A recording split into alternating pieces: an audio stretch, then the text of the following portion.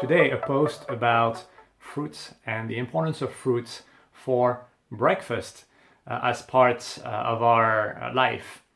And so, why breakfast? Breakfast is an interesting meal because it's the first of the day. We break the fast. We stop fasting. And some people say that it's the most important meal of the day. It's debated whether it is the most important or it could actually be skipped altogether. If you've read some alternative options to handling breakfast, you can see that some people recommend intermittent fasting. And intermittent fasting is essentially eating during an 8-hour window. So during 8 hours we eat, and then for the remaining 16 hours we only have water or coffee or lemon juice or things that have pretty much no calories. So if you think about it that way, and if you include a dinner during a meal, during a daily meal, it means that you'll have dinner maybe at 7, you'll finish eating at 8 p.m. And if you add 16 hours to 8 p.m., then you arrive at noon the next day. What that means is that we would skip breakfast in an intermittent fasting lifestyle where we essentially have dinner but then wait for 16 hours. There's no breakfast. So intermittent fasting is very interesting. I hope we can talk about it in a next discussion. And the basics is essentially that we don't eat for 16 hours and we eat for an 8-hour time interval.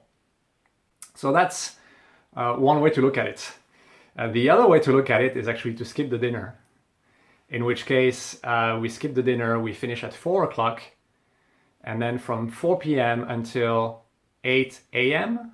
the next day, approximately, it doesn't have to be exactly 16 hours, but approximately that time, we don't have anything.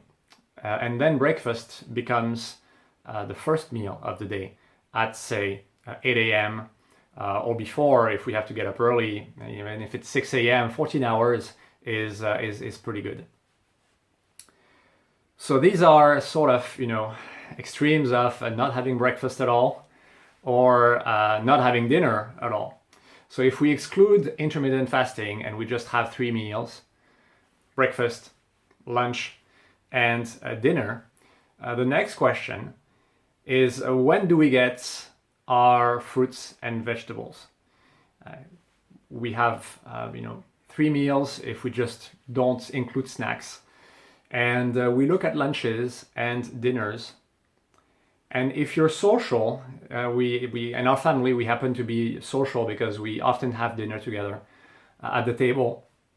So we don't always skip dinner. We actually more often than not enjoy dinner and enjoy good dinner with a glass of wine, with some delicious meals that Lala makes.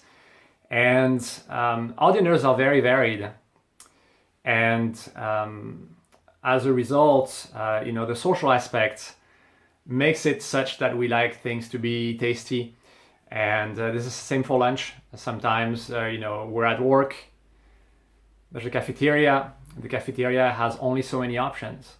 Or maybe we're at a restaurant with some colleagues, and the restaurant always has so many options. Maybe not just a fruit option or a veggie option, because we want to have something tasteful, something tasty at that restaurant.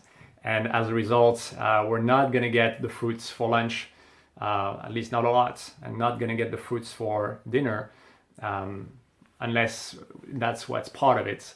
So it happens that breakfast makes it very easy and convenient to get those fruits. Just so that in the next 2 meals, we don't have to think about it too much, feel guilty like, hey, I should eat more veggies or more fruits. The fact that we get them at breakfast is actually pretty convenient for that matter. The other reason why fruits make sense for breakfast is that most likely you're home. You've got 10 minutes on your hands, maybe get up 10 minutes early, and during those 10 minutes, all it takes is cut a few fruits, and you bought those fruits before at the store. So these are fruits that you know you like, because some people don't like certain fruits. Some people cannot eat kiwis. Some people cannot eat bananas. But at least with our kids, we often ask them, or we know what they like and don't like, and we make those fruit salads in a way that we know that these are fruits that they like. So the convenience of having the ingredients at home, the time that it takes almost no time, 10 minutes start to finish, cut a few fruits, put it in a bowl, this is ready, gives us at breakfast this opportunity to enjoy some fruits. And that makes for a diversified day of eating, because then you can eat other things. You can go for the cheese, you can go for spicy food, whatever it is that you like during the rest of the day. And that reminded me of the centenarian Robert Marchand, 105 right now. He's 105 and he's still riding his bike, which is why people are starting to discover him now, only now. But when people talk to Robert, he says that his meals are never the same. Every week that he goes to the supermarket, he buys different ingredients because he likes to get different nutrients, not too much of anything, not missing anything. So every time he goes to the supermarket, he tries different things. And that day that they were filming him, he was catching some blueberry jam, I think, or just fresh blueberries, I forgot. Something with blueberries that he was picking. And that was not, of course, what he bought the week before. So something to think about. Enjoy your breakfast and your meals, and see you next time.